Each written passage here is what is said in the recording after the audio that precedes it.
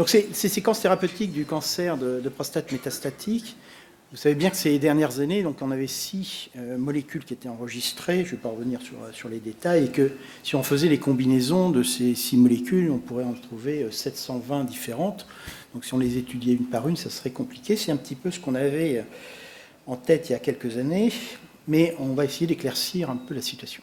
Alors au niveau des recommandations du CCAFU, en gros, vous savez que le problème essentiel en première ligne métastatique comme ça, résistant à la castration, c'est la place de la chimiothérapie et de l'hormonothérapie. Et vous voyez qu'on avait essayé de clairement définir, dans la mesure où il n'y avait pas de facteur prédictif clairement identifié pour choisir le traitement le plus adapté, chez les patients qui étaient peu ou peu symptomatiques, sans métastase viscérale en tout cas, une hormonothérapie de deuxième génération était préconisée, et que ce n'était que pour des tumeurs très indifférenciées, neuroendocrines, avec des métastases viscérales ou osseuses menaçantes, que l'on privilégie la chimiothérapie. Alors depuis, la situation c'est quand même un peu compliqué. Pourquoi ? Parce que l'hormonothérapie de nouvelle génération, enfin les hormonothérapies de nouvelle génération ont remonté la pente. Alors, après, évidemment, le docétaxel, puis on avait eu le docétaxel avec Chartide et Stampede, et puis sont arrivés, là, depuis maintenant 2 ans, les données avec Latitude, avec l'acétate d'abiraterone. Et puis, vous avez pu voir les résultats d'Enzamet et d'Archis qui étaient présentés à l'ASCO cette année et publiés dans le New England. Donc, c'est-à-dire d'avoir une place qui va se définir aussi pour l'enzalutamide et l'apalutamide en cancer métastatique hormonosensible. C'est-à-dire que si vous faites ces hormonothérapies à ce niveau-là, vous avez pu les faire en résistance à la castration. Et puis vous aviez vu aussi que pour les M0 résistants à la castration, eh bien, on avait eu les données de Spartan, Prosper et Aramis qui montraient des résultats tout à fait équivalents et qui vont devenir disponibles très prochainement. Alors ça, c'était les données comparatives un petit peu de Latitude et de Chartide pour des tumeurs de haut volume. Et je rappellerai que Latitude, c'était des malades graves. On avait 98% qui étaient Gleason supérieur ou égal à 8. Et il fallait qu'ils aient au moins 2 critères, Gleason supérieur ou égal à 8, métastase hépatique ou plus de 4 métastases osseuses. Il fallait 2 critères sur les 3. Donc c'était des pathologies particulièrement graves. Et quand vous regardez ces patients sélectionnés graves, vous voyez que la chimiothérapie, elle ne fait pas mieux non plus que l'acétate d'abiraterone ou vice-versa. Avec des hazard ratios, vous voyez, à 0,6 pratiquement pour les 2 études. Et quand on vient d'avoir Enzamet, qui vient d'être publié dans le New England Journal of Medicine et rapporté à l'ASCO cette année, vous voyez qu'en survie globale, là aussi, on définit une survie globale qui devrait devenir équivalente à celle de la Latitude, même si pour l'instant on est en analyse intermédiaire. C'était la même chose avec l'apalutamide, avec l'étude Titan qui a également été rapportée à l'ASCO et récemment publiée. Donc comment essayer de simplifier les choses ? Alors la première des questions, c'était le choix entre docétaxel et nouvelle hormonothérapie, hormonothérapie de nouvelle génération, si vous voulez. En tout cas, ce qu'il faut retenir, c'est qu'il n'y a pas de facteur prédictif autre que la durée de sensibilité initiale. Et qu'il y a une chose qu'il faut s'enlever de la tête, et qu'on avait jusqu'à présent, c'était que le score de Gleason élevé, c'était plus prédictif éventuellement d'une sensibilité à la chimiothérapie par rapport à l'hormonothérapie. Eh bien, je vais vous montrer que c'est une idée fausse. La durée d'hormonosensibilité, elle, par contre, c'est une réalité. Ça avait été démontré dans les premières données par Loriot, avec des durées d'hormonosensibilité inférieures à 1 an, et encore plus nettes, évidemment, quand c'est inférieur à 6 mois. Et là, vous avez sans doute des indications de chimiothérapie. Et regardez cette méta-analyse de toutes les études de phase 3 qui ont comparé des nouvelles hormonothérapies, que ce soit des inhibiteurs du récepteur des androgènes ou que ce soit des inhibiteurs de CYP17. En haut, vous avez pour des Gleason inférieurs à 8, en bas, pour des Gleason supérieurs à 8. Vous voyez que si vous prenez essai par essai, il n'y a aucune différence en fonction du Gleason. C'est vraiment très net quand vous superposez la partie haute de ce tableau avec la partie basse. Vous verrez qu'il n'y a vraiment strictement aucune différence. Donc maintenant, enlevez de votre tête que le Gleason, c'est un facteur de réponse plus favorable à la chimiothérapie qu'à l'hormonothérapie. C'est intuitif, mais faussement intuitif. Deuxième notion majeur que vous avez vu ces dernières années, c'est qu'il existe clairement une résistance croisée entre les nouvelles hormonothérapies. Et peut-être quand même qu'il y a une différence entre les séquences, ce n'est pas strictement équivalent. Alors, dans le sens abiraterone après enzalutamide, là on n'a pas d'études prospectives, mais les données sont tellement claires en études rétrospectives, et ça c'était les premières données de Loriot à partir de l'étude AFFIRM, en gros 2 mois de réponse thérapeutique pour les 8% qui étaient répondeurs. À ce prix, vraiment, c'est jeté à la poubelle ces molécules. On a par contre dans l'autre sens une étude prospective qui a été menée par De Bono à Londres, une étude multicentrique internationale, où était étudié l'enzalutamide après acétate d'abiraterone, qui avait été délivré plus de 24 semaines. Et là, le taux de réponse, il est plus important, c'est 27%, avec une médiane de survie sans progression radiographique de 8 mois, une médiane de survie sans progression du PSA de 7 mois. Donc il y a une petite différence dans ces séquences. Mais ce qu'il faut retenir, c'est qu'aucune hormonothérapie de nouvelle génération ne s'est montrée plus efficace qu'une autre en termes de temps jusqu'à progression, et on a pour ça une très belle étude randomisée, avec 2 bras. On commence soit par acétate d'abiraterone, soit par enzalutamide, et on croise. À la sortie, c'est pareil, même si on a un peu plus de réponse PSA avec l'enzalutamide, un peu plus de durée de réponse avec l'enzalutamide, mais quand on regarde à la sortie le temps, enfin la survie sans progression radiographique, il n'y a pas de différence du tout. Donc aujourd'hui, on n'a aucun critère de choix pour favoriser une molécule par rapport à une autre, à part de s'adapter au terrain. Alors, est-ce qu'on peut combiner les 2 molécules? Sûrement pas.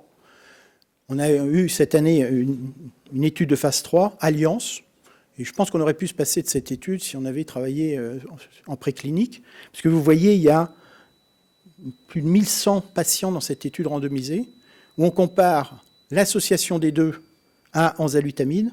Il n'y a pas photo, il n'y a pas besoin de faire des courbes statistiques, vous voyez, pour jeter cette possibilité à la poubelle. Rappelons que dans les cancers du sein, c'est exactement pareil. On n'associe pas un anti-œstrogène à une anti-aromatase, ça ne marche pas. On avait mis 3000 malades dans les cancers du sein dans ce bras-là pour le mettre à la poubelle. Sans doute, c'est 3000 malades de trop. Donc, quelquefois, il faudrait être rationnel. Le docétaxel, lui, il reste la chimiothérapie de référence de première ligne après échec d'une hormonothérapie nouvelle génération. Et peut-être ne plus aller dans ce qu'on faisait jusqu'à présent, c'est-à-dire d'attendre que le patient soit symptomatique. Pourquoi? Parce qu'on a des lignes ultérieures qui peuvent rendre service à ces patients en termes de survie globale. Et si on utilise ces molécules trop tard, il est évident que c'est ne pas permettre aux patients d'avoir accès à toute l'innovation thérapeutique.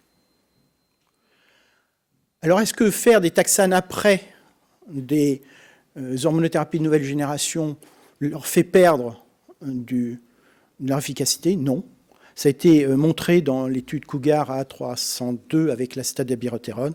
Le taux de réponse en termes de réponse PSA après docétaxel est le même qu'avant acétate d'abiraterone. Donc aujourd'hui, la séquence nouvelle hormonothérapie suivie de docétaxel ne fait pas perdre de chance en termes de réponse thérapeutique. Pourquoi le docétaxel reste l'hormonothérapie la chimiothérapie de première ligne? Parce que ça a été comparé au cabazitaxel, et vous voyez que là, il n'y a pas photo non plus, ça ne fait pas mieux. Donc on reste sur le même standard.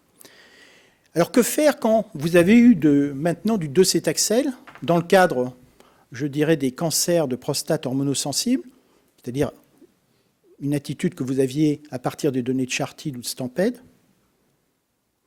Eh bien, dans l'étude GETUC15, et c'est la seule donnée qu'on a dans la littérature et qu'on n'aura jamais dans la littérature complètement pure, parce qu'à l'époque, il n'existait pas d'hormonothérapie de nouvelle génération, donc on a traité tous les patients par docétaxel, il n'y a pas de biais de sélection. Eh bien, le taux de réponse, là, l'efficacité du docétaxel quand on l'a utilisé en phase hormonosensible est moins efficace quand on fait une reprise de docétaxel. Et je pense que là, même si ce n'est pas défini par des études thérapeutiques, ça a un sens de mettre du cabazitaxel. Donc après une ligne, par contre, d'hormonothérapie et de docétaxel, vous savez que beaucoup utilisaient une deuxième ligne d'hormonothérapie de nouvelle génération. Et bien là, on a eu, cette année à l'ASCO, et publié récemment dans le New England Journal of Medicine, les résultats d'une étude qui s'appelle l'étude CARD. Cette étude est relativement simple.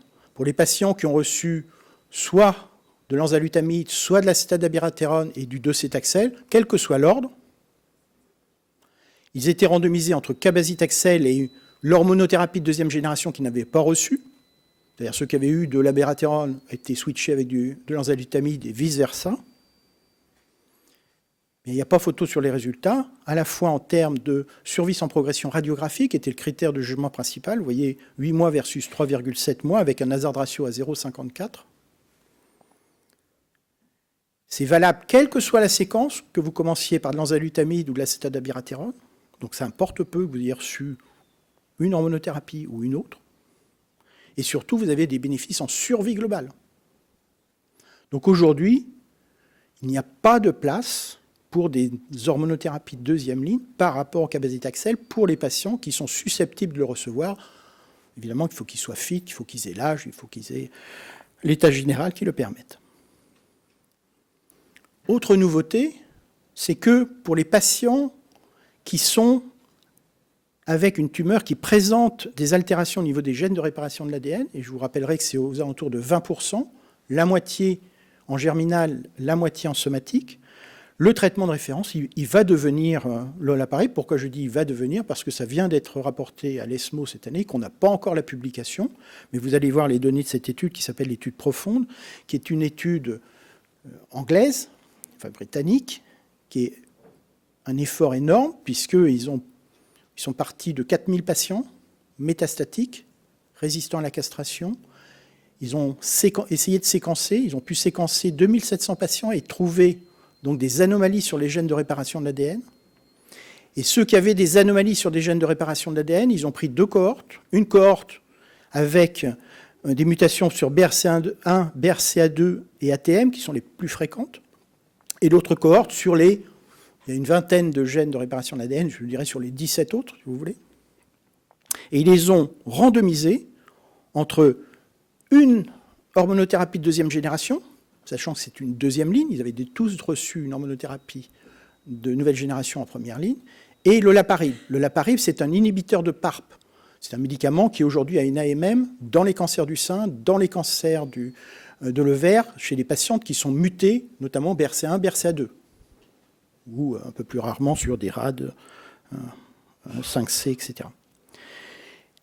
Ils ont donc sur ces 2792 patients qui ont été séquencés, vous voyez qu'il y a 8,7% qui avaient BRCA2 muté seul, 1% pour BRCA1, 5,9% sur ATM, c'est des principaux, puis après vous avez des gènes beaucoup plus rares.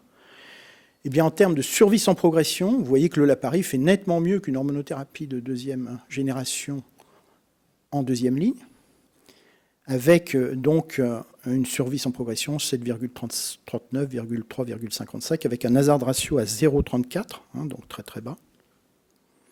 Et surtout, ça a l'air de servir quand même plus particulièrement au BRCA2 par rapport à ATM. ATM, on sait que ce n'est pas une protéine vraiment complètement impliquée dans la réparation de l'ADN, c'est un rôle un peu différent. Mais en tout cas, pour les population qui est mutée BRCA2, manifestement, l'olaparib fait mieux, et nettement mieux qu'une hormonothérapie de deuxième génération. Donc si j'en revenais un petit peu à une conclusion au choix de ces séquences, alors qu'on partait de quelque chose de compliqué, vous voyez, vous avez des tas d'études qui vous viennent, et peut-être qu'on va faire très simple.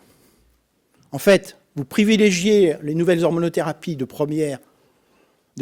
nouvelle génération en première intention, sauf sur des malades vraiment très graves, et qui sont éventuellement avec des hormonosensibilités courtes, pour lesquelles là, il y a des indications de chimio, qu'il n'y a pas d'indication à faire, de façon générale, à faire 2 lignes de nouvelle hormonothérapie. Il y a peut-être indication chez des gens âgés pour lesquels il n'y aura pas de possibilité de chimiothérapie, etc. Et à ce moment-là, peut-être privilégier abiraterone, enzalutamide.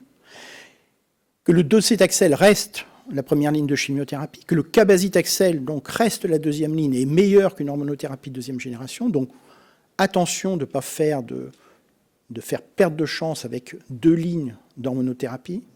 Et surtout qu'aujourd'hui, ça empêche la majorité des patients d'être inclus dans des essais thérapeutiques de nouvelles molécules, donc vous leur bloquez des portes, et que l'olaparib est supérieur à une deuxième ligne en cas d'altération au niveau d'un gène de réparation. Donc voilà, je crois que ça va se simplifier comme ça. Je vous remercie.